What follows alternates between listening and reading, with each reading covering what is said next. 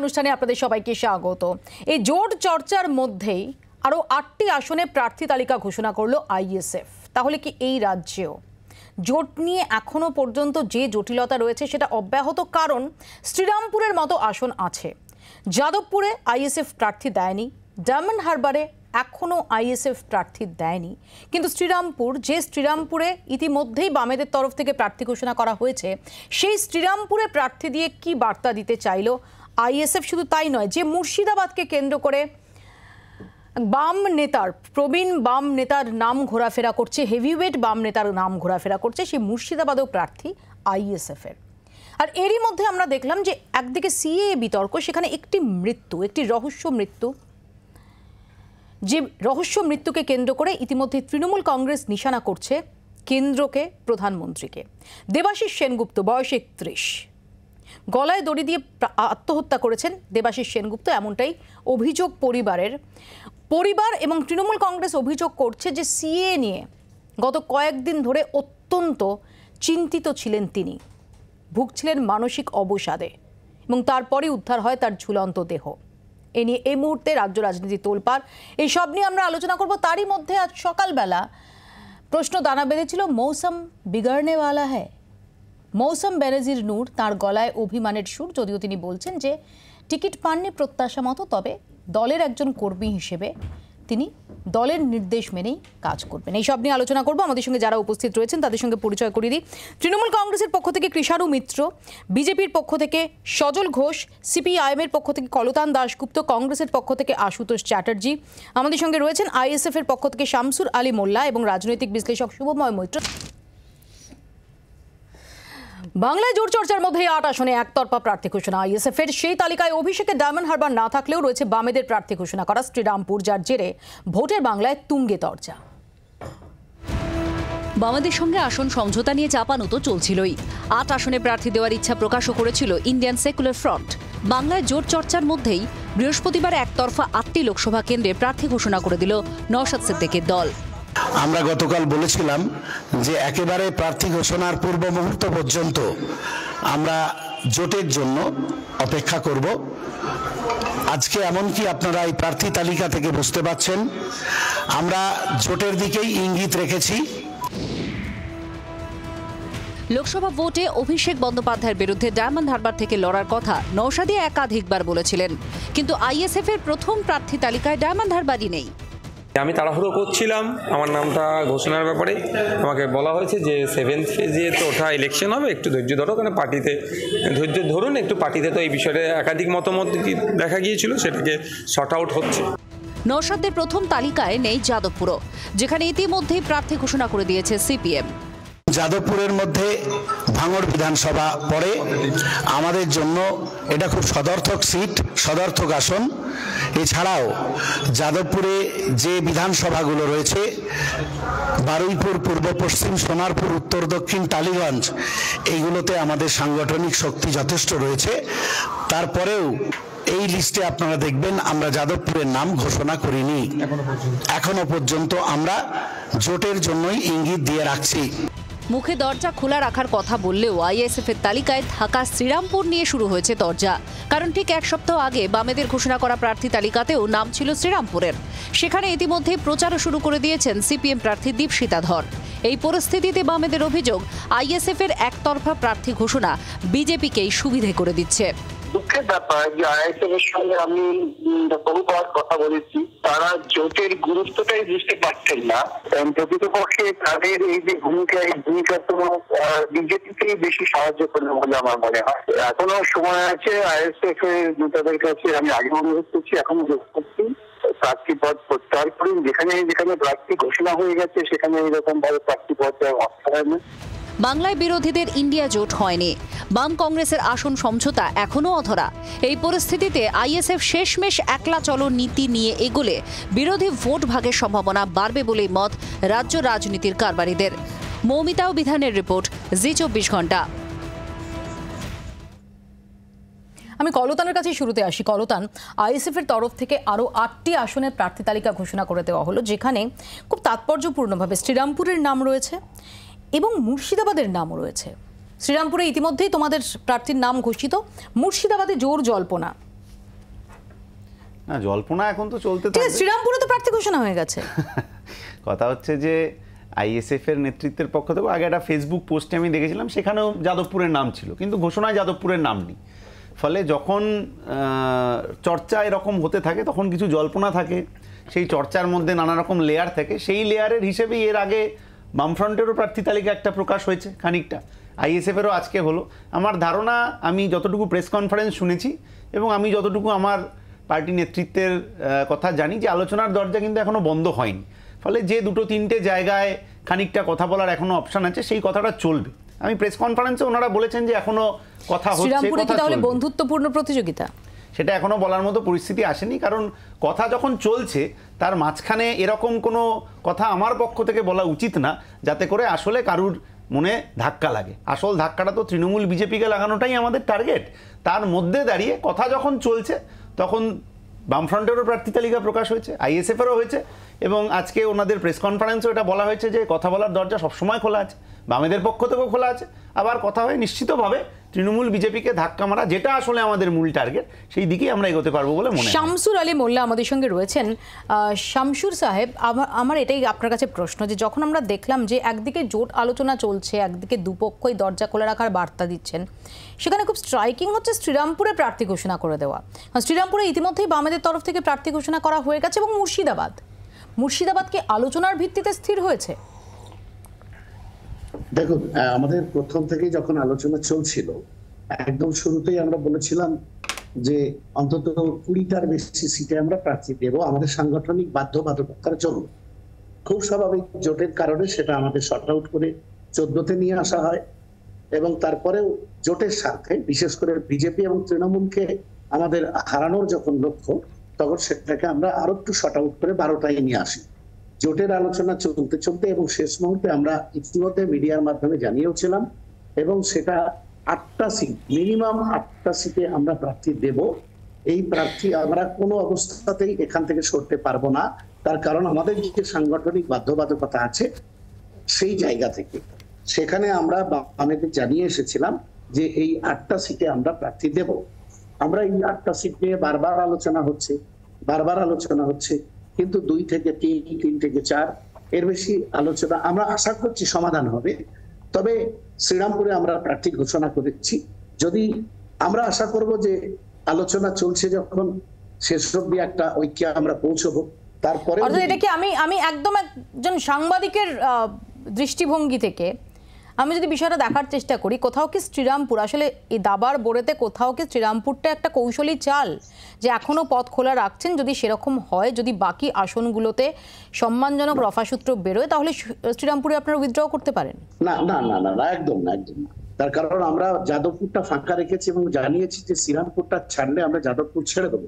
শ্রীরামপুরে আমরা বার্তা দিতে চাই যে শ্রীরামপুর হচ্ছে আমাদের 4টে বিধানসভা, 5টা বিধানসভাতে অত্যন্ত ভালো সাংগঠনিক জায়গা রয়েছে, গত বিধানসভাও তার প্রমাণ দিয়েছে। কিন্তু তো সেই জায়গা থেকে আমরা শ্রীরামপুর থেকে অনড় হচ্ছি না, শ্রীরামপুর আমাদের থাকবেই। সেক্ষেত্রে যদি একান্তই সমস্যা কিছু হয়, এই বার্তা দেওয়া যেতেই পারে যে শ্রীরামপুরকে আমরা বন্ধুত্বপূর্ণ লড়াই করতে পারি, বাকি জায়গাগুলোতে আমাদের জোট করতেই হবে। আমরা জোটের লক্ষ্যেই এগোচ্ছি। ডায়মন্ড হারবার তো আমরা প্রার্থীর জন্যই ঘোষণা করিনি, আলোচনা যেহেতু চলছে শেষ অব্দি কি হয় দেখা যাক। উলুবেড়িয়া, যাদবপুর, আমরা মালদা সাউথ, এগুলোতে আমরা এখনো প্রার্থী ঘোষণা করিনি। আলোচনা যেহেতু চালানো হচ্ছে, টেলিফোনিক আলোচনা চলছে। এখন আমরা বারবার বলছি যে টেলিফোনে কথাবার্তা না বলে যদি আমরা সামনাসামনি বসতে পারি, হয়তো সমাধানটা হয়ে যেতে পারে। উল্টো দিক থেকে কি সামনাসামনি বসার বার্তা পাচ্ছেন না? হ্যাঁ, সামনাসামনি বসার আমরা 4বার বসেছি, ঠিক আছে।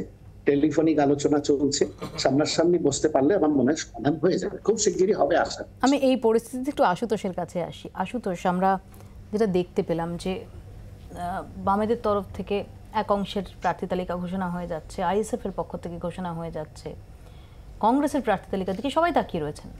না দেখুন, আমরা তো সর্বভারতীয় দল, আমাদের একটা সিস্টেম আছে, আপনারা জানেন যে সিইসি আমাদের হবে, তারপরে আলোচনা হবে, তারপরে প্রার্থী তালিকা দিল্লি থেকে ডিক্লেয়ার হবে। যে প্রথায় এতদিন ধরে হয়ে এসছে, প্রথার কোনো চেঞ্জ দেখতে হবে না, যা হওয়া দিল্লি থেকেই ঘোষণা হবে। প্রদেশ কংগ্রেস সভাপতি অধীর রঞ্জন চৌধুরী বারে বারে আপনাদের প্রেসের কাছে বলেছেন তো এই নিয়ে কংগ্রেসের নিজের জায়গায় আছে, এবং আমাদের যে সর্বভারতীয় ক্ষেত্রে লক্ষ্য, সেই লক্ষ্য আমরা স্থির রয়েছি, আপনারা জানেন। তো এই বিষয়ে আমি খুব একটা জটিলতাও কিছু দেখছি না, কোনো জল্পনাও দেখছি না। আমি সজলদার কাছে আসি। সজলদা, এটা না হয় গেল যে জোট নিয়ে এখনো পর্যন্ত নানা রকম আলাপ আলোচনা চলছে, কেউ কাউকে সময় দিচ্ছেন, কেউ একটু কৌশলী চাল দিচ্ছেন, কিন্তু যেভাবে আমরা দেখেছিলাম যে প্রথমে রমরম করে 20 জনের প্রার্থী তালিকা প্রকাশ করে মনে করা হয়েছিল যে বিজেপি অনেকটাই অ্যাডভান্টেজের একটা জায়গায় চলে গেছে। বাকিদের তালিকা কবে প্রকাশ হবে? ওর কথার কিছুটা অংশ বসিয়ে দিন আর কি। দেখুন, ব্যাপারটা হচ্ছে পাড়ার ক্লাব তো নয়। আর আমাদের 20 জনের প্রার্থী তালিকা আপনারাই প্রকাশ করলেন, তারপর 2 সপ্তাহ অতিক্রান্ত। বলছি প্রথম কথা হচ্ছে আমরা কখনো বলিনি রমরম করে বসাচ্ছি, জমজম করে বসাচ্ছি। ওগুলো আপনার মনের ব্যাখ্যা, সে ব্যাখ্যায় ভুল হলে আমার কিছু বলার থাকে না। আমাদের ওরও যেমন হবে কেন্দ্রীয় কমিটির মিটিং, আমাদেরও কেন্দ্রীয় কমিটির মিটিং হবে, ওদের অসুবিধা কিছু নেই, কারণ বাকিদের কোনো কাজকর্ম। মোবাইলে ক্যালেন্ডার আছে? হ্যাঁ আছে, নিশ্চয়ই সবার মোবাইলে আছে, সবারই থাকবে। বলছি আমি শেষ করে নিই। আপনি সেটাও জানেন না, এটা অত্যন্ত দুর্ভাগ্যের। আপনি এতদিনের সাংবাদিক, এত পোড় খাওয়া লোক হলে যদি আপনি না জানেন। তো আমার যেটা বলার বক্তব্য হচ্ছে যে দেখুন, আমাদের প্রধানমন্ত্রী আছেন, তাকে দেশ চালাতে হয়, অনেক কিছু থাকে, তবে এগুলো নিয়ে আলোচনার বিষয়বস্তু কিছু নেই, এগুলো নিয়ে ভাবুক ওরা। হ্যাঁ, আমাদের একটা সিস্টেম আছে যে এমনটা নয় যে তোকে 10:30টায় বলে দিলাম তুই চলে যাবি, স্টেজে থাকবি, তুই যখন নাম ঘোষণা হবে প্যারেডের দিকে এগিয়ে যাবি, দেখলো হঠাৎ করে অন্য লোকের নাম হয়ে গেল। আমাদের এগুলো হয় না। ফলে এগুলো আজকে নয়, এগুলো ধরুন সর্বভারতীয় দল যেগুলো, আজকে কংগ্রেস কতগুলো সিটে লড়ছে, হয়তো হাফ অফ দ্য সিটে লড়বে, আর সেখানে আমরা প্রায় 100% সিটে লড়বো। এইগুলো মাথায় রাখতে হবে। ফলে সব কিছুই একটু দেরি হতে পারে, কিছুটা আগে হতে পারে, এবং কিছু স্ট্র্যাটেজি হতে পারে, যে স্ট্র্যাটেজিগুলো আর যাই হোক কোনো ক্যামেরার সামনে বসে তো কোনো দলের কর্মী বলবে না। আর সত্যি কথা বলতে গেলে এটাও ঠিক যে আমাদের মতন ছোট কর্মীদের সেটা সবটা জানাও নেই। 2021-টা মাথায় রাখি, 2021-এর পরিস্থিতি যদি মাথায় রাখি, মোটামুটিভাবে ধরে নেওয়া যায় যে তৃণমূলের প্রার্থী তালিকা প্রকাশ হয়ে যাওয়ার পরও 42টা আসনেই তারপরও 1 সপ্তাহ বেশি সময় কেটে গেছে। ইনফ্যাক্ট তারপর 11 দিন কেটে গেল। তো আর নিশ্চয়ই অপেক্ষা না, আমি বলছি আর নিশ্চয়ই অপেক্ষা করছেন না যে তৃণমূলের টিকিট না পেয়ে যারা প্যারেড করতে করতে বিজেপিতে চলে যাবেন, সেটা দেখে নিয়ে তারপর প্রার্থী তালিকা ঘোষণা করার। না, সেটা আপনি এগুলো আপনার এটা মানে কটাক্ষ রাজনৈতিকভাবে, সেটা নিয়ে আমার কোনো আপত্তি নেই, না সেরকম কোনো সম্ভাবনা নেই। আমরা আমাদের প্রার্থী দেবো, গুছিয়েই দেবো, যেখানে যেখানে যা দেবো ঠিক টাইমলি দিয়ে দেবো, কোনো আপনার চাপের কোনো কারণ নেই, এটাই আমার বক্তব্য। আমি কৃষাণুর কাছে আসি। কৃষাণু, এই যে জোট পরিস্থিতি এই মুহূর্তে যেখানে দাঁড়িয়ে রয়েছে, কিভাবে দেখছো? আমার ওদের জোট, ওরা সেটাকে কিভাবে চালাবে না ওদের বিষয়, আমাদের আলাদা করে কিছু বলার নেই। কিন্তু আমার খুব প্রাসঙ্গিকভাবে কোন জোটটার কোন জোটটার কথা বললে? তো আপাতত এনডিএ জোট, আইএসএফ এবং যেটা অলরেডি আগে ইন্ডিয়া জোট ছিল, মানে ওদের জোটের কথা না, সেই জোটের কথা, সেই জোট তো ম্যাটেরিয়ালাইজ করলো না। আমি কি বলবো? হ্যাঁ, তো বিষয়টা হলো যে আমার যেটা খুব প্রাসঙ্গিক লাগলো, বিকাশবাবু একটা কথা বললেন যে এটা তো বিজেপিকেই সাহায্য করবে। তো আইএসএফের ক্ষেত্রে এই কথাটা তো আমরা প্রথম দিন থেকেই বলছি। ওনারা যেই দিন অধীরবাবুকে সরিয়ে আব্বাস সিদ্দিকীকে মঞ্চে ভাষণ দেওয়ার জন্যে ডেকেছিলেন, এবং অত্যন্ত খুব মানে বাজে লেগেছিল দৃশ্যটা যে অধীর চৌধুরীর মতো বর্ষিয়ান একজন নেতা আমার বিরোধী হতে পারেন, কিন্তু তাকে ঘাড় ধাক্কা দিয়ে সেখানে আব্বাস সিদ্দিকীকে ভাষণ দেওয়ানো করা হচ্ছে একটা রাজনৈতিক মঞ্চতে। তো সেই দিনই আমাদের এই কথাটা আমরা বলেছিলাম যে এটা আখেরে বিজেপিকে সাহায্য করা হচ্ছে। আজকে বিকাশবাবুকেও এটা বলতে হলো যে আখেরে যে কর্মকাণ্ড হচ্ছে আইএসএফকে কেন্দ্র করে, এটা আখেরে বিজেপিকেই সাহায্য করছে। এইভাবে এমআইএম বিজেপির বি টিম, এইভাবেই বি টিম। আমি বলে দিই আশুতোষ, এবার আসি যে এবার বিজেপি, এখন বিজেপির তো শুধুমাত্র বিড়ম্বনা পশ্চিম বাংলা না, আজকে উত্তরপ্রদেশে তাদের ঘোষিত আসনে সিটিং এমপি বলছে নির্বাচন লড়বো না, গুজরাটে তাদের সিটিং এমপি বলছে, যেটা বিজেপির গড় বলা হয়, সেখানে বলছে সিটিং এমপি আমি নির্বাচন লড়বো না। বিভিন্ন রাজ্যতে এই হাল। অনেকেও কংগ্রেস জয়েন করেছেন, আজকে বেশ কিছুজন সমাজবাদী পার্টি জয়েন করেছেন।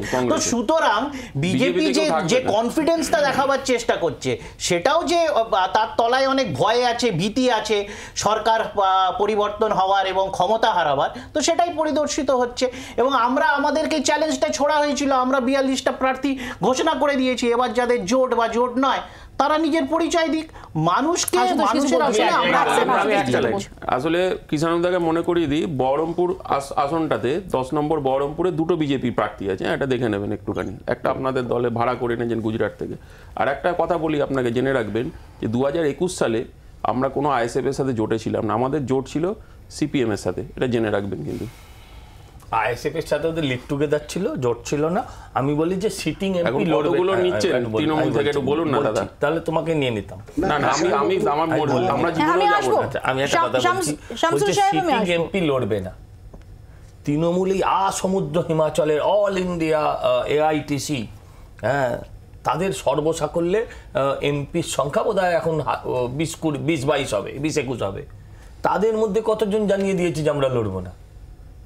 দেব বলেছিল লড়বো না, আবার পায়ে পায়ে তেল ফেল দিয়ে তাকে আবার গিয়ে লড়ানো হয়েছে। তাদের সেগুলো ভুলে গেছে। মিমি তিনি আগেই বলেছেন আমি লড়বো না।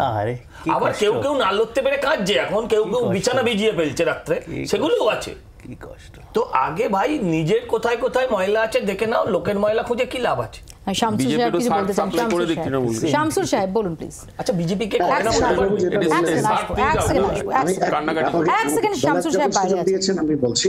কৃষ্ণবাবুকে প্রথমেই বলতে চাই যে অধীর বাবুকে ঘাড় ধাক্কা দিয়ে বসিয়ে দেওয়া হয়েছে, এটা সম্পূর্ণ মিথ্যা এবং বানোয়াট।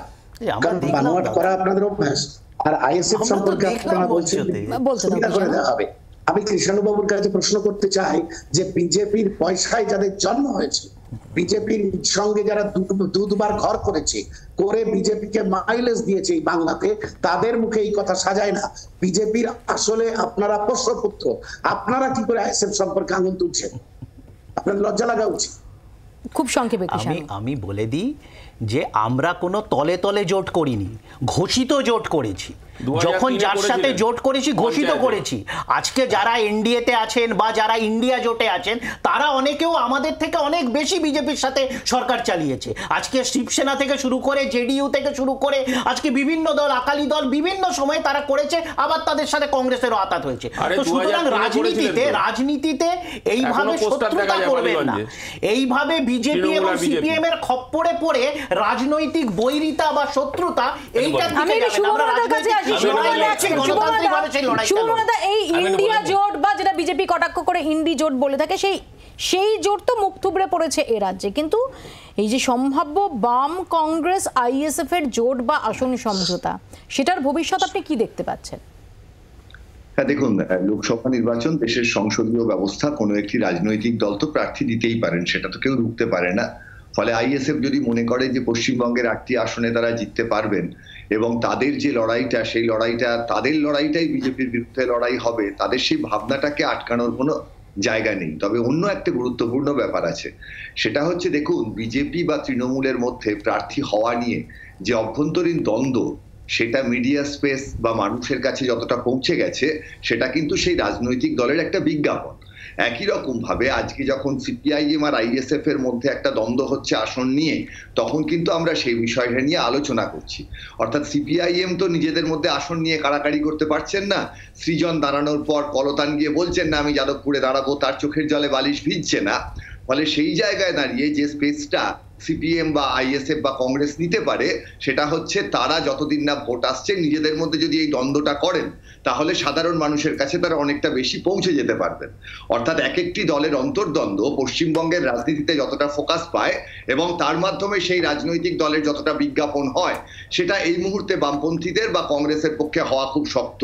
কংগ্রেস থেকে তাও এক আধজন বেরিয়ে বিজেপিতে গেছেন, কিন্তু এই মুহূর্তে সেই জায়গায় দাঁড়িয়ে এই যে তৃতীয় পক্ষ, আমার ধারণা এটা তাদের খুব ভাবনা চিন্তা প্রসূত একটা রাজনৈতিক কৌশল হতে পারে যে তারা এখন একই আসনে প্রার্থী দেবেন এবং তাদের বিভিন্ন তর্ক চলবে, দ্বন্দ্ব চলবে, যাতে কিনা তাদের নিয়েও আলোচনাটা মানুষের মনে থাকে।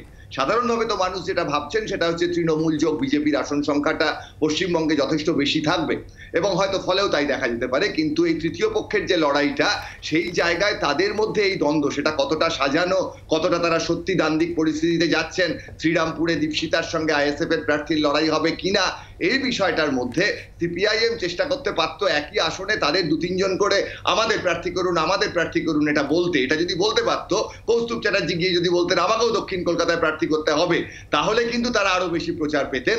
আমার মনে হয় সেই জায়গায় তৃতীয় পক্ষের বা তৃতীয় জোটের যদি তাদের কোনো সম্ভাবনা থাকে, একেবারে সঠিক সিদ্ধান্তের মাধ্যমে কংগ্রেস, আইএসএফ এবং সিপিআইএম চলছে, যে জায়গায় তারা তৃণমূল বা বিজেপির মতো দ্বন্দ্বটাকে সিমুলেট করতে পারছে।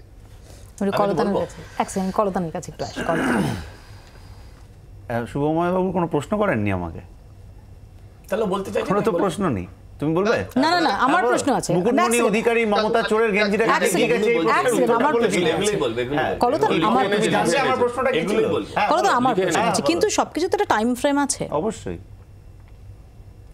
টাইম ফ্রেমের মধ্যেই কথা চলছে তো, এবং যেহেতু একদম প্রথম দিকের যে নির্বাচনগুলো যেখানে আছে সেখানে কিন্তু প্রার্থী ঘোষণা হয়ে গিয়েছে, এবং সেই জায়গা নিয়ে এখন অবধি কোনো কথা আসেনি। মূলত যে জায়গাগুলো নিয়ে সমস্যা আছে সেটা শেষ 2-3টে দফায় আর কি, ফলে সেটার ক্ষেত্রে আর একটু টাইম আছে, এবং আমার ধারণা এখনো কথা চলছে যেহেতু নিশ্চিতভাবে হচ্ছে যে দ্রুতই এই কথাটা শেষ হবে। এবার কথাটা হচ্ছে আমি আমার এখানে একটা প্রশ্ন আছে, না না কলতন, আমার এখানে একটা প্রশ্ন আছে, কলতন আমার একটা প্রশ্ন আছে। ঠিকই, যদি আমরা দেখি যে সময়ের নিরিখে ডেফিনেটলি যেগুলো নিয়ে আলোচনা হচ্ছে বেশি করে সেগুলো শেষের দিকের দফা, কিন্তু পলিটিক্সে পারসেপশনটা যদি ভোট ট্রান্সফারের জায়গাটাকে সলিড করতে হয় তাহলে অনেক আগে থেকে, যেটা তোমরাও বারংবার বলেছো, সেটা শুধুমাত্র একদিন আমি ঘোষণা করে দিলাম যে আমার সাথে কংগ্রেসের জোট বা আমার সাথে বা আসন সমঝোতা বা আইএসএফের সাথে আসন সমঝোতা, এটা হয় না। অনেকগুলো জায়গায় একটা কালেকটিভ এফোর্ট লাগে, একটা ফোরামে একসঙ্গে আসতে হয়, ময়দান থেকে শুরু করে মঞ্চ একসঙ্গে থাকতে হয়। সো সেখানে দাঁড়িয়ে এই পারসেপশনটা সেটা ভোট ট্রান্সফারের জন্য অত্যন্ত ইম্পর্টেন্ট। এই কারণেই এই যে কোনটাকে জোট বলে আর কোনটাকে আসন সমঝোতা বলে, এটা যখন আমরা টিভিতে বলতাম তৃণমূল বিজেপির নেতারা এমন ভাব দেখাতেন কিছু বুঝতে পারছি না। তুমি আজকে যেটা সহজ করে বুঝিয়েছো, নিশ্চয়ই তৃণমূল বিজেপির বুঝতে সুবিধা হবে যে কোনটাকে আসলে ফ্রন্ট বলে আর কোনটাকে আসলে আসন সমঝোতা। সেখানে দাঁড়িয়েও এই কেমিস্ট্রিটা পলিটিক্স, এক সেকেন্ড, পলিটিক্স এই ধরনের শব্দ চয়নটা আমার খুব আপত্তি। সেকেন্ড টাইম এটা সেকেন্ড টাইম বলো না, আমি বলছি লেবার লিফট কথা বলা যাবে না, কোনটা খারাপ কথা, তার কথাটাকে ডেরোগেটরি ইউজ করা না, লিফট খারাপ শব্দ না, লিফট টুগেদারও খারাপ শব্দ না, কিন্তু কিভাবে প্রয়োগ হচ্ছে তার মধ্যে অনেকটা নির্ভর করে। আমি দুজনকেই বলবো যে এর মধ্যে এই বিষয়টা থেকে বিরত থাকতে। এক সেকেন্ড আমি একটু চোখ রাখবো দিল্লির দিকে, কারণ দিল্লিতে মুখ্যমন্ত্রী অরবিন্দ কেজরিওয়ালের রক্ষা কবচের আবেদন খারিজ হয়ে যাওয়ার পরই ইডি পৌঁছে গেছে অরবিন্দ কেজরিওয়ালের দুয়ারে। সরাসরি চলে যাব সেখানে, সেখান থেকে আমাদের সঙ্গে রয়েছেন রাজীব চক্রবর্তী। রাজীব, आरएएफ के जो कमांडो हैं वो भी हैं, आरएएफ के जवान और पूरी तैयारी के साथ। মৌপিয়া, দেখো অরবিন্দ কেজরিওয়াল দিল্লির মুখ্যমন্ত্রী, তার বাড়ির সামনের ছবিটা শুধু দেখাবো।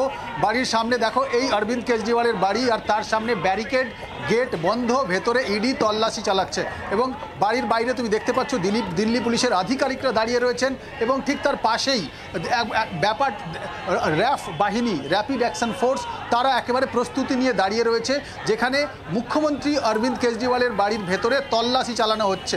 দিল্লি আবগারি দুর্নীতি মামলায় 9 বার পর সমন পাঠিয়েছে ইডি, এবং তারপরে অরবিন্দ কেজরিওয়াল তিনি সেই সমন এড়িয়েছেন, হাজিরা দেননি। আর তারপরে আজকে দিল্লি হাইকোর্টে গিয়েছিলেন অরবিন্দ কেজরিওয়াল, তিনি আশঙ্কা করছিলেন তাকে গ্রেফতার করা হতে পারে, এবং দীর্ঘ শুনানি হয়েছে। দীর্ঘ শুনানির পর দিল্লি হাইকোর্ট অরবিন্দ কেজরিওয়ালকে কোনো রক্ষা কবচ দিতে রাজি হয়নি। আর তার পরপরই সন্ধে নাগাদ ইডির আধিকারিকরা পৌঁছে গিয়েছেন অরবিন্দ কেজরিওয়ালের বাড়ির সামনে, এবং তারপরে কিছুক্ষণ পরেই তারা ভেতরে ঢুকেছেন সার্চ ওয়ারেন্ট নিয়ে, এবং বলা হচ্ছে যে আজ অরবিন্দ কেজরিওয়ালকে গ্রেফতার করা হতে পারে। কারা বলছে? আম আদমি পার্টির নেতারাই বলছেন। সামনেই অরবিন্দ কেজরিওয়ালের দলের নেতারা এসে গেছেন, আতিশি এসে গিয়েছেন, সৌরভ ভরদ্বাজ এসে গিয়েছেন, বারবার স্লোগান উঠছে অরবিন্দ কেজরিওয়াল লড়াই করো, আমরা তোমার পাশে আছি। কিন্তু ছবিটা যেটা আমরা দেখেছি এর আগে, ঝাড়খণ্ডের হেমন্ত সোরেনকেও কিন্তু এইভাবেই গ্রেপ্তার করা হয়েছিল। অরবিন্দ কেজরিওয়ালের কি একই দশা হবে? এটাই বড় প্রশ্ন। অরবিন্দ কেজরিওয়াল এর মধ্যেই তার লিগ্যাল টিম সুপ্রিম কোর্টের দ্বারস্থ হয়েছে। সুপ্রিম কোর্টের ইমেল মারফত একটি আবেদন জানিয়ে তাদের আর্জি দ্রুত শুনানি করা হোক, কিন্তু তার মধ্যেই আমরা দেখলাম ইডির উচ্চ পদস্থ আধিকারিকরা তারা আবার এলেন, অর্থাৎ পরিস্থিতি। রাজীব, নাটকীয় পরিস্থিতি, তুমি পরিস্থিতির দিকে নজর রাখো, আমি তোমার কাছে যাব। শুধু সংক্ষেপে একটু তোমার কাছে জানার চেষ্টা করবো যে এখনো পর্যন্ত জাতীয় স্তরে অন্য রাজনৈতিক দল, বিজেপি বিরোধী রাজনৈতিক দলগুলোর থেকে কোনো রকম সহযোগিতার বার্তা বা বন্ধুত্বের বার্তা বা সলিডারিটির বার্তা আসছে, নাকি এখনো তারা সময় নিচ্ছেন?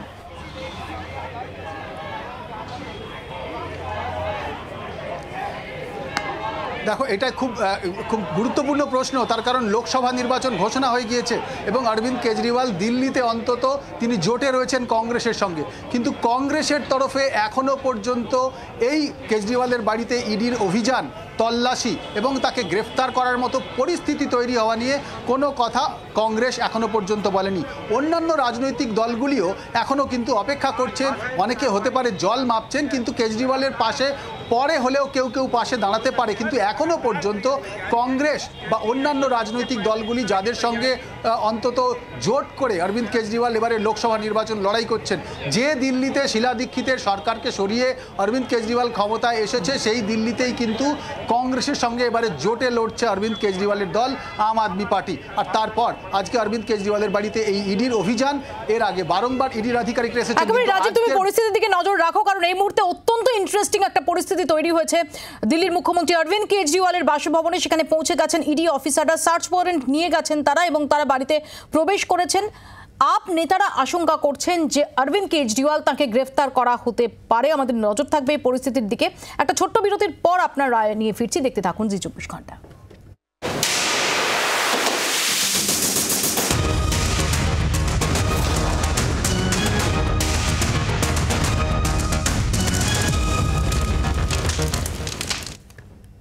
ফিরে এলাম বিরতির পর। সিএ নিয়ে আতঙ্কের জেরে নেতাজি নগরের যুবকের আত্মহত্যার অভিযোগ, এই ঘটনা প্রকাশ্যে আসতেই শুরু হয়েছে শোরগোল। বিজেপিকে বিচ্ছে তৃণমূল সহ অন্যান্য দল, রাজনীতি হচ্ছে বলে পাল্টাতো পদ্ম শিবিরের। নেতাজি নগরের বাসিন্দা বছর 30-এর যুবক দেবাশিস সেনগুপ্ত। বুধবার তাঁর ঝুলন্ত দেহ উদ্ধার হয় সুভাষগ্রামের মামার বাড়ি থেকে। প্রাথমিকভাবে অনুমান আত্মহত্যা করেছেন তিনি, কিন্তু কেন? চাঞ্চল্যকর দাবি করেছে দেবাশিসের পরিবার। তাদের বক্তব্য, সিএএ নিয়ে আতঙ্কে ভুগছিলেন তিনি, যদি দেশ থেকে তাড়িয়ে দেওয়া হয় এমন আশঙ্কার কথাও বলেছিলেন। যেহেতু 87 সালে জন্ম, বলছে আমার এরকম ভুলভাল হয়ে গেছে, আমার কি হবে, এটা আমার কি হবে, আমাকে যদি তাড়িয়ে দেয়, এই দেয়, হ্যাঁ ওই একই আতঙ্ক ভয়। আমাকে যদি বাংলাদেশে পাঠিয়ে, আমি তোকে কেন বাংলাদেশে পাঠিয়ে দেবে? না আমার কোনো ডকুমেন্টস নেই, কিছু নেই, তো সব আছে, কেন বাজে? কোথায় ওর জন্ম? এখানে হাজরা চিত্তরঞ্জন হাসপাতালে। আতঙ্কের জেরেই কি এই ঘটনা? লোকসভা ভোটের মুখে গত 11ই মার্চ জারি হয়েছে সিএএ। ভোটের অন্যতম ইস্যুও সংশোধিত নাগরিকত্ব আইন, যে আইন নিয়ে বিজেপিকে লাগাতার আক্রমণ শানাচ্ছে বিরোধী দলগুলো। দেবাশিসের মৃত্যুর কথা প্রকাশ্যে আসতেই পদ্ম শিবিরের বিরুদ্ধে একযোগে ঝাঁপিয়ে পড়েছে তৃণমূল সহ অন্যান্য দল। দেবাশিসের পরিবারের পাশে থাকার বার্তা দিয়েছে তৃণমূল, পাশাপাশি এক্স হ্যান্ডেলে মোদী সরকারকে নিশানা করেছে তারা। দেবাশিস সেনগুপ্ত প্রায়শই আতঙ্কিত হয়ে যেত। এনআরসি, সিএ, এই আইনগুলোর জন্য তার নাগরিকত্ব চলে যাবে না তো? সে ভারতবর্ষের নাগরিক হিসেবে থাকতে পারবে তো? এটাই কারণ তার আত্মহত্যার। আমরা বলতে চাই, মাননীয় প্রধানমন্ত্রী, আপনি কি এগুলো দেখছেন? এই আতঙ্কে আত্মহত্যা করেছে।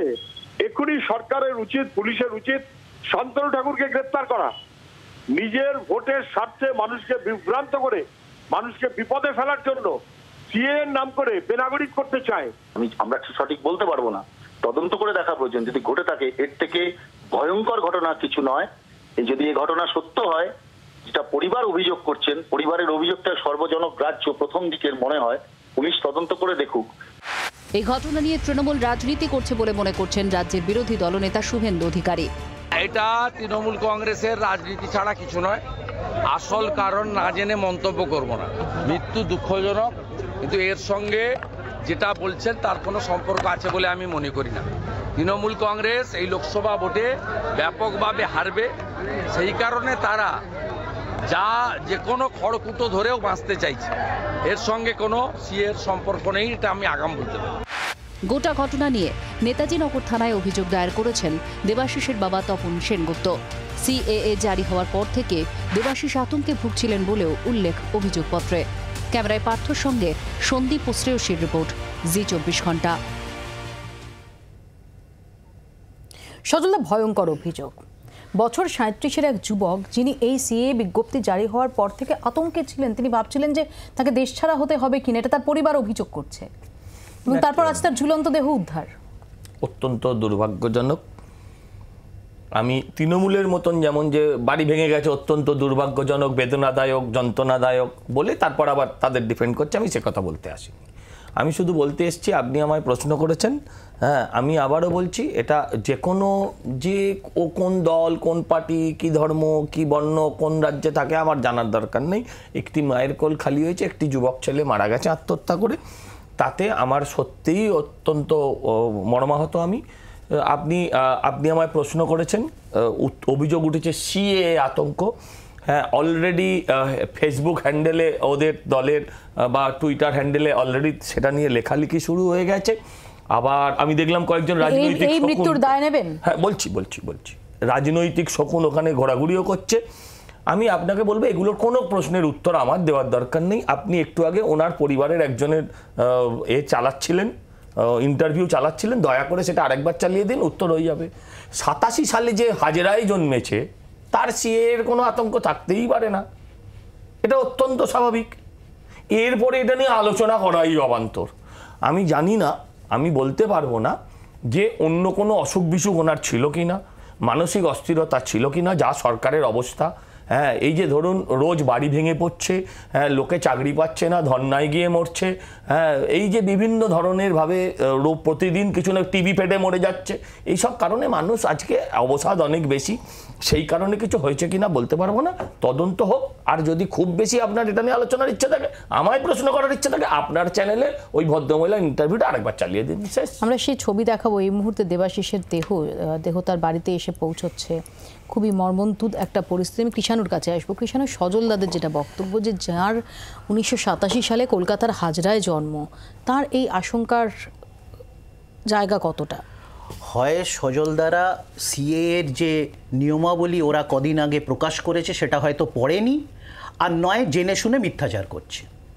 সিএ এর যে নিয়মাবলী ওরা প্রকাশ করেছে সেখানে সরাসরি বলছে যারা 1971 সালের পর জন্ম আর যার বাবা মার মধ্যে যে কোনো একজন বাংলাদেশে জন্ম, ভারতের নাগরিক নয়, তাকেই পুনরায় সিএ এবং পরবর্তীতে এনআরসির কবলে পড়তে হবে। তার জন্যে বিজেপির বিধায়ক অসীম সরকার দুদিন আগে বলেছেন যে আইন হওয়ার আগে যা বলা হয়েছিল সিএ এর বিধিতে সেই কথা রাখা হয়নি। কেন্দ্রীয় স্বরাষ্ট্রমন্ত্রী আমাদের বলেছেন ভোট মিললে বিধি বদলাবে, কিন্তু তারা অফিসিয়ালি এখনো অবধি বিধি চেঞ্জ করেনি। এক, দুই হলো আজকে দেবাশিস সেনগুপ্তর কথা বলা হচ্ছে এবং সজলদা এটাকে ঢাকার চেষ্টা করছে।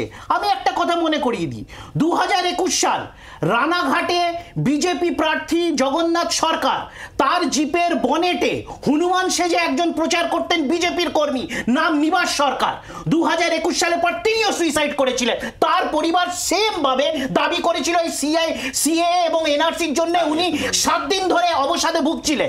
তারপর তার পরিবার আজকে এইভাবে সিএ এর জন্য কত প্রান্তিক বাঙালিকে, হিন্দুকে এইভাবে বঞ্চিত করছে। এবং শুধু ঘটনা তো নিবাস সরকার বা আজকে দেবাশিস সেনগুপ্ত নয়, এর মধ্যে দুটো উদাহরণ দিয়েছে।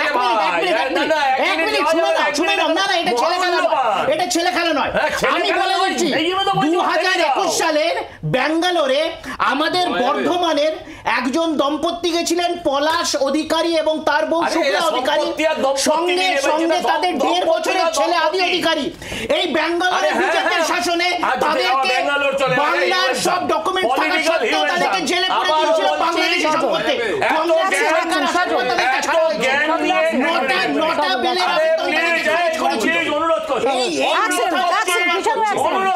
আমার টাইম আমাকে বলতে দাও। সালে আমি জানি না এত জ্ঞান নিয়ে রাতে ঘুমায় কিনা। 71 সালের আগে যারা ভারতবর্ষে এসছে, আগে নয় পরে যারা ভারতবর্ষে এসছে, জন্ম হয়েছে, সময় বলেনি। আরে বাবা 71 সাল থেকে 2014 টেনিয়র, 87তে জন্ম কলকাতা শহরে। এই কথার কি উত্তর দেব আমি? এই কথাটার কি উত্তর দেব আমি? একটু শোনাবো। ভারতবর্ষ ঘুরে বেড়ালো। বামেদের যাদবপুরের প্রার্থী সৃজন ভট্টাচার্য তিনি গিয়েছিলেন দেবাশিস সেনগুপ্তের বাড়িতে। এগুলোর কোনো মানে? সৃজন ভট্টাচার্য কি বলছে, এক সেকেন্ড, সৃজন ভট্টাচার্য কি বলছেন একটু শোনাবো।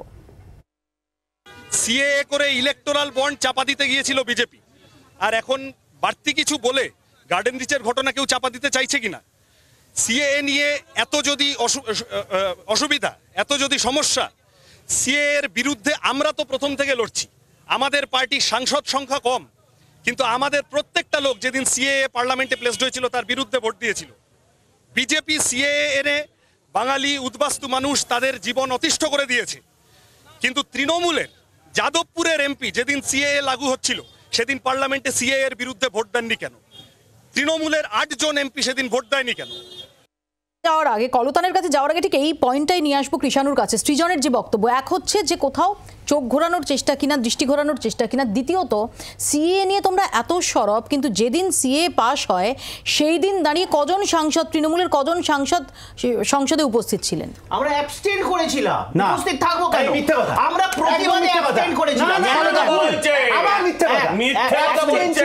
আমরা অ্যাবস্টেইন করেছিলাম, যদি অ্যাবস্টেইন আমরা সবাই করেছি, ওই মুহূর্তে হচ্ছে আমরা প্রতিবাদে ভুল, একদম মিথ্যা কথা।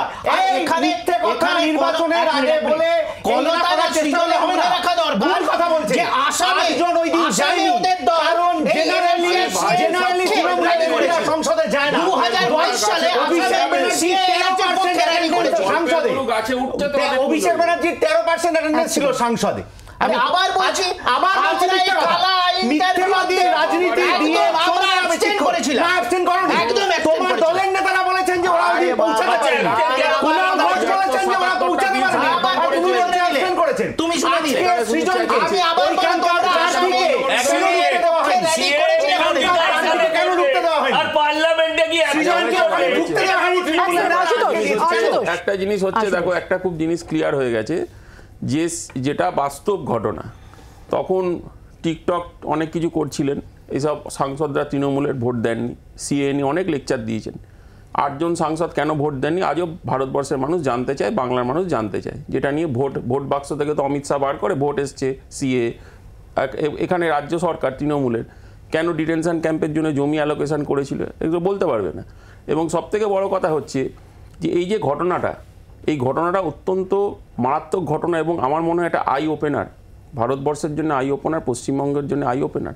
তার কারণ হচ্ছে যে কথাগুলো, যে আশঙ্কা উনি ভুগছিলেন, এটা তো বাস্তব ঘটনা। আসামে কি দেখেছি আমরা, ডকুমেন্টেশন সাকেত আলী দুভাবে বানান, তাকে ডিটেনশন ক্যাম্পে 5 বছর থাকতে হয়েছে, জেনে নেবেন আসামে। আরে বিজেপি তোমার, আরে তোমার তো গুগলের বাইরে, তাও তো আমরা গুগল ম্যাপ দেখে কিছু দেখাতে পারবো, তোমার তো গুগলের বাইরে, পৃথিবীর বাইরে। পৃথিবীর কোন এনআরসি শহীদের নাম হচ্ছে অর্জুন নবসূত্র, ডিনাই করবে আর এই যে সিপিএম এনআরসি এর পক্ষে রাখি। ভাষাটা পড়ে বলতে পারো না, না ব্যক্তি আক্রমণ না, ব্যক্তি আক্রমণ না।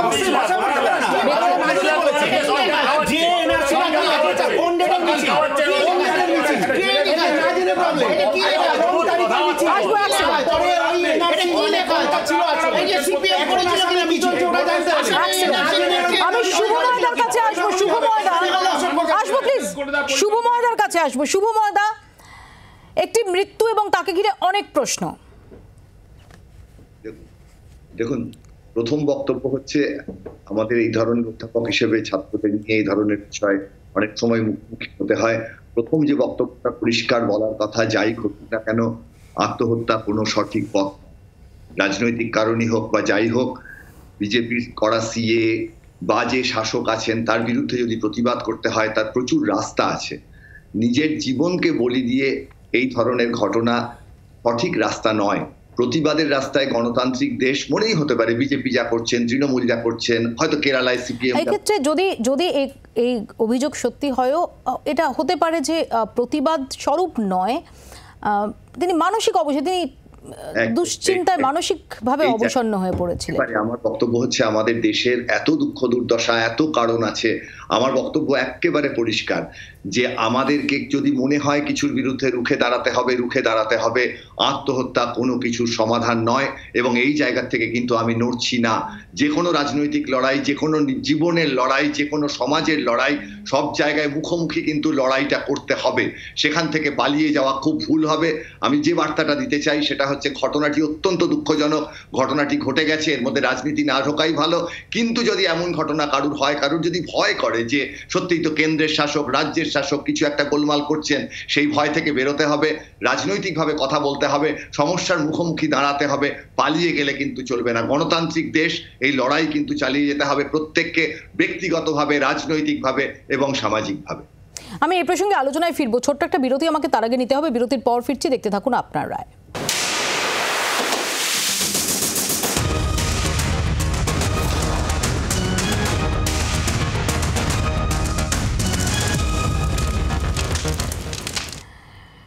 ফিরিলাম বিরতির পর, শোনাবো শশী পাঁজার বক্তব্য। সিএ নিয়ে যে আতঙ্কটা তৈরি করেছে, যে এরকম আসামে মৃত্যু হয়েছে, সুইসাইড হয়েছে, এই খেলাটা ভারতীয় জনতা পার্টি এবং সেই সরকার যেটা করছে সেটা অত্যন্ত মারাত্মক এবং প্রাণ হারাচ্ছে মানুষ। একজন এই ছেলেটি বলছে যে আমাকে এই দেখাতে হবে, সেই দেখাতে হবে। দেখুন, আমাদের সামনেই কাগজটা রয়েছে, ভোটার কার্ড রয়েছে, তার মধ্যে এই আতঙ্কটা আসবে কেন? সুতরাং আতঙ্ক যারা সৃষ্টি করেছেন তারা তাদের চোখের আঙ্গুল দিয়ে, আর কদিন লাগবে আপনাদের বুঝতে? এত মৃত্যু, আত্মহত্যার পরে আপনার কবে বুঝবে? আমার পিছনে এখানে একটা প্রশ্ন, যেটা শ্রমিক ভট্টাচার্যের গলাতেও যে সুরটা, যে সিএ নিয়ে যখন অভিযোগ করা হচ্ছে, কেন্দ্রকে নিশানা করা হচ্ছে, তখন বিরোধীদের তরফ থেকে শ্রমিক ভট্টাচার্যের অভিযোগ যে অনেক ভয়ে দেখানো হচ্ছে, যে যদি আপনারা এই অনলাইনে যে মুহূর্তে আপনারা নাম রেজিস্টার করবেন সেই মুহূর্ত থেকে আপনারা নাগরিক থাকবেন না, ইত্যাদি ইত্যাদি। তার বক্তব্য বিভ্রান্ত করা হচ্ছে। যদি কোনো আতঙ্ক তৈরি হয়ে থাকে তার দায় হচ্ছে এই বিভ্রান্তি সৃষ্টিকারী মন্তব্যগুলোর। তাহলে ওনারা এই বিভ্রান্তমূলক এরকম আইন করেছেন কেন? আমি তো পরিষ্কার শ্রমিক বাবুকে বলবো, উনি শিক্ষিত মালিক। আমি বলে দিই, আমি বলি, দেখো তোমাকে আটকাইনি, আমি তোমাকে আটকাইনি,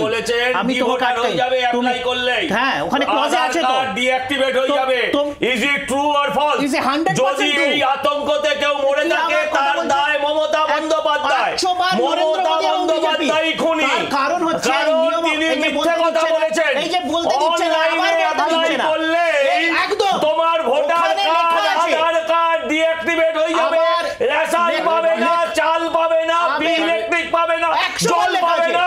ইজ ইট ট্রু? হ্যাঁ লেখা আছে তোমার আইনে, লেখা আছে। বাংলাতে পড়ছো না, অ্যাপ্লাই করেছে যাদের বন্ধ হয়ে আছে, তোমরা বাংলাতে আইনে পড়ছো না, যাদের অ্যাপ্লাই করে বন্ধ হয়ে আছে। You are all liars, you are all pathological liars, মিথ্যাবাদী। আইনে পরিষ্কার লেখা আছে, আমাকে বলতে দিল। এক সেকেন্ড, এক মিনিট। আইনে পরিষ্কার লেখা আছে, মুখ্যমন্ত্রী তো বলেছে। কলতান বিরোধীদেরও যখন এই নিয়ে কোনো বক্তব্য রাখার কথা, সেই সময় একটু দায়িত্বশীল হওয়া দরকার। বিরোধীরা দায়িত্বশীল হবে মানে কি? এই যে আজকে বিরোধী দলের প্রার্থী সৃজন ভট্টাচার্য ওখানে দেখা করতে গেলেন, যে কোনো কারণেই হোক মৃত্যু হয়েছে সেটা নিয়ে বিতর্ক থাকতে পারে, কিন্তু তাকে তৃণমূলের লোকেরা ওখানে আটকে দিল, দেখা করতে যাওয়া যাবে না। এইটা যদি দায়িত্বশীলতার নমুনা হয়ে থাকে, তৃণমূল গোটা দেশে বিরোধী বলে নিজেকে জাহির করে, এইটা যদি দায়িত্বশীলতার নজির হয়ে থাকে, তাহলে তো এটা পরোক্ষে বিজেপিকে সাহায্যই করছে। আর শুধু গলা চড়িয়ে সিএর পক্ষে কথা বললেই দেশের ধর্মনিরপেক্ষ চরিত্রটাকে, গোটাটাকে বিসর্জন দিয়ে ধর্মের নামে মানুষকে এই ভাগ করে দেওয়ার খেলা যেটা 19-এ হয়েছিল ওটা আবার 24-এ করার চেষ্টা করা হবে, তাহলে তার বিরুদ্ধে গলা চড়াতেই হবে। সেই গলা চড়ানোর লড়াই যেরকম হবে সেরকমই হবে। দেখো, একটা কথা হচ্ছে, একটা জিনিস কিছুতেই বুঝতে পারছি না, সজলদা, কৃষ্ণদারা খুব চেঁচাচ্ছে। এত চেঁচানো তো দরকার নেই।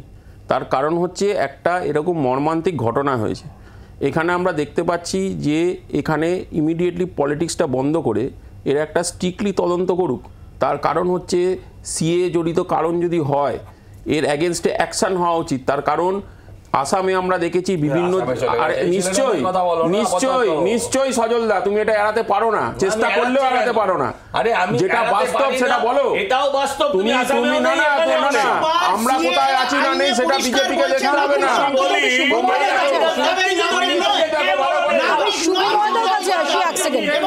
শুভময়দাকে আমি অনেক নেব।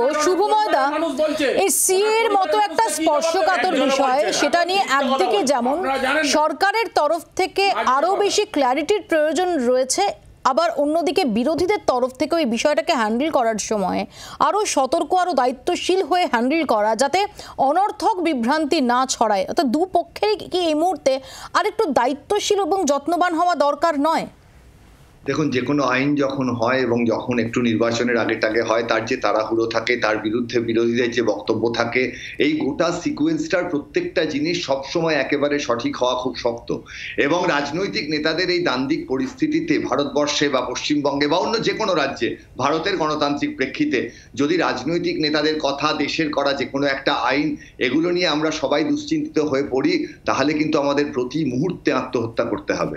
আমাদের যে মননের আত্মহত্যা, সেই জায়গা থেকে বেরোতে হবে। কিন্তু আমাদের রাজনৈতিক যে কোনো নীতি নিয়ম নির্ধারণ, তার বিরুদ্ধে প্রতিবাদের রাস্তা গণতান্ত্রিক দেশে আছে। আমাদের দেশে আবার একটা নির্বাচন আসছে, মানুষের প্রতিবাদ এই নির্বাচনের মাধ্যমে এবং ভোট লুট না হয়ে সঠিকভাবে মানুষ তার প্রতিবাদ করুন। আত্মহত্যা কোনো সময় কোনো আন্দোলনের সঠিক পথ নয়। এই জায়গাটা আমাদের যুব সমাজের কাছে, আমাদের ছাত্রদের কাছে পরিষ্কারভাবে বলতে হবে। লড়াই করুন রাজনীতি। একেবারে যদি সত্যি যে অভিযোগ পরিবার করছেন যদি তার সারবত্তা থেকে থাকে, তাহলে এটা একটা ভয়ঙ্কর ঘটনা। এবং সেখানে দাঁড়িয়ে অবশ্যই সরকারকে আরও বেশি যত্নবান হতে হবে যাতে সিএ নিয়ে কোনো রকম বিভ্রান্তি না ছড়ায়। একই সঙ্গে বিরোধী রাজনৈতিক দলগুলোকেও অত্যন্ত যত্নশীল হতে হবে যাতে কোথাও মনের মধ্যে কোনো আতঙ্ক না ছড়ায়। অত্যন্ত স্পর্শকাতর একটা ইস্যু, সেটা নিয়ে রাজনীতি না করে যথাযথভাবে দায়িত্বশীল হওয়াটাই এই মুহূর্তে আশু কর্তব্য সমস্ত পক্ষের। আপনারা এখানেই শেষ করছি, দেখতে থাকুন জি24 ঘন্টা। বাংলার আওয়াজ, বাঙালির আবেগ, জি24 ঘন্টা।